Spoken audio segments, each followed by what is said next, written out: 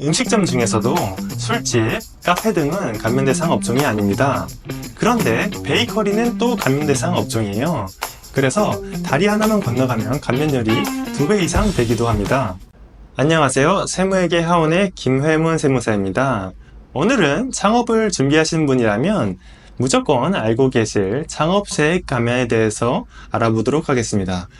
창업세액 감면 다들 알고 계신다고요? 하지만 오늘은 뻔한 내용은 다루지 않을 것입니다. 여러분들이 굉장히 놓치기 쉬운 부분에 대해서 다루고자 하니 꼭 시청 부탁드립니다. 다들 아시다시피 창업세액 감면은 창업을 하면 법인세 또는 소득세를 50%에서 100%까지 감면을 받을 수 있는 제도인데요. 이 4가지 요건 중에서 여러분들이 놓치기 쉬운 부분이 있어요. 4가지 요건이라면 창업 요건, 업종 요건, 나이 요건, 지역 요건인데요. 우선 창업 요건부터 알아보고자 합니다. 창업 요건, 간단히 말해서 새로운 사업을 해야 합니다. 내가 예전에 했던 사업이면 안 된다는 것이죠. 그러면 이런 경우는 어떨까요? 아는 형이 치킨집을 하다가 나한테 인수를 하래요. 그래서 내가 치킨집을 인수를 했어요. 그러면 새로운 창업으로 볼 수 있을까요? 이렇게 치킨집을 인수를 하는 경우는 새로운 창업으로 보지 않습니다. 그렇다면 내가 치킨집을 새로 내어 인수를 하는 것이 아닌, 그런데 아는 형 가게로부터 튀김기, 냉장고 등을 인수했어요. 기계장치 일부만 인수한 것이죠. 이런 경우는 창업일 수도 있고 창업이 아닐 수도 있습니다. 여러분들이 인수한 기계장치 등이 전체 사업용 자산에서 30% 이상을 차지한다면 새로운 창업으로 보지 않습니다. 반대로 30% 미만이면 새로운 창업으로 볼 수 있는 것이죠. 그러니까 다른 가게로부터 뭔가를 인수를 할 때 굉장히 조심하셔야겠죠. 또 예전에 했던 사업을 하는 경우는 창업 감면을 받을 수 없으니까 내가 예전에 이 사업을 했는지 안 했는지 곰곰이 생각해 보셔야 돼요. 두 번째는 업종 요건입니다. 모든 업종이 세액 감면 대상이 되는 것은 아닙니다. 대표적으로 제조업, 음식점업이 감면 대상이지만 음식점 중에서도 술집, 카페 등은 감면 대상 업종이 아닙니다. 그런데 베이커리는 또 감면 대상 업종이에요. 그래서 요즘 카페에서 빵을 많이 팔죠. 이런 이유 때문에 빵을 파는 것이라고 볼 수 있습니다. 감면을 받기 위해서요. 특히 중요한 것은 감면 대상 업종은 표준산업분류표 세 분류에 따릅니다. 세 분류란 무엇일까요? 대분류, 중분류, 소분류, 세분류, 세세분류가 있는데 여기서 세 분류에 따른다는 것이에요. 즉 대분류, 중분류, 소분류가 같더라도 세분류만 다르면 창업 감면을 또 받을 수 있는 것이죠. 예를 들어 음식점을 한다고 생각해 보세요. 소분류가 음식점업이고 세분류에는 한국 음식점업이 있고 외국 음식점업이 있어요.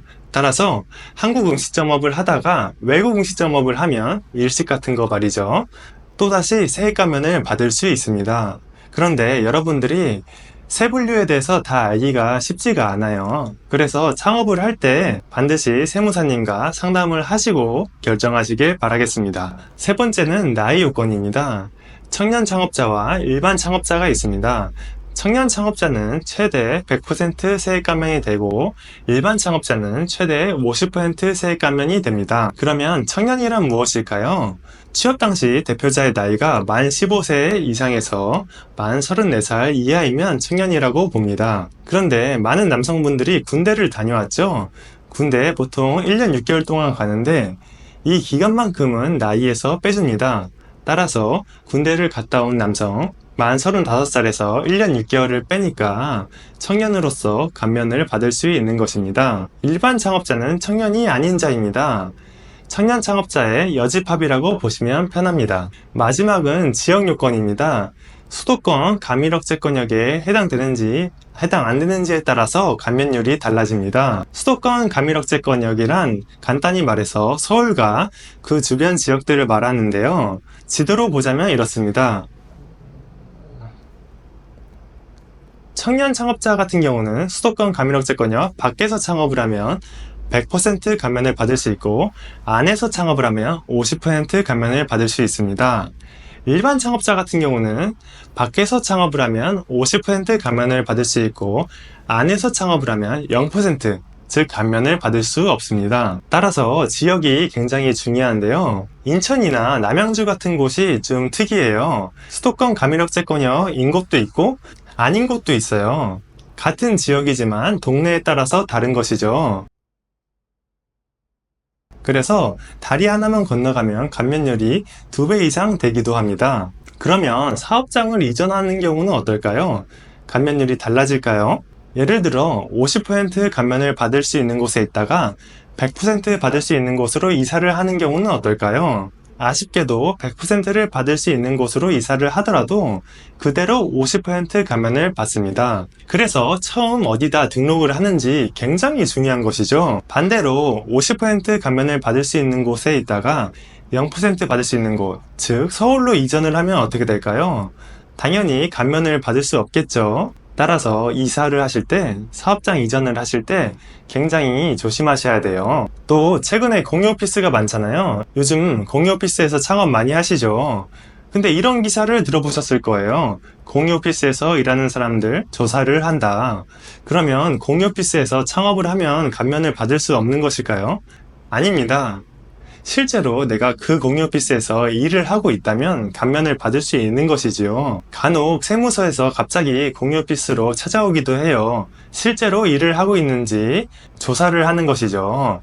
그리고 신용카드 기록도 살펴보기도 해요. 만약에 공유 오피스 주변에서 카드를 긁은 적이 없다면 의심의 대상이 되겠죠. 따라서 내가 공유 오피스에서 일하고 있다는 것을 증명을 하려면 실제로 그곳에서 일도 하고 카드도 그 근처에서 긁어야지 맞겠죠? 이렇게 4가지 요건에 대해서 알아보았습니다. 그런데 2025년부터 달라진 점이 있는데요. 원래 무제한 감면이 되던 게 이제는 5억 원 한도로 감면이 됩니다. 그리고 2026년부터는 일부 지역에 대해서 감면율이 줄어드는데요. 가밀억제권역이 아닌 수도권에서 창업을 하면 청년 같은 경우는 100% 감면을 받을 수 있었지만 2026년부터는 75% 감면을 받을 수 있고요. 일반 창업자는 50% 감면이 아닌 25% 감면을 받을 수 있습니다. 가밀억제권역이 아닌 수도권에는 대표적으로 송도가 있으니 참고하시고요. 따라서 송도 등에서 창업을 준비하고 계신다면 2025년에 창업을 하셔야지 100% 감면을 받을 수 있는 것이고요. 마지막으로 감면기간 5년이라고 알고 계시죠? 정확히 말하면 창업한 해와 앞으로 4년입니다. 만약에 내가 12월에 창업을 한다면 한 달도 일 안 했는데 1년이 지나가 버리는 것이죠.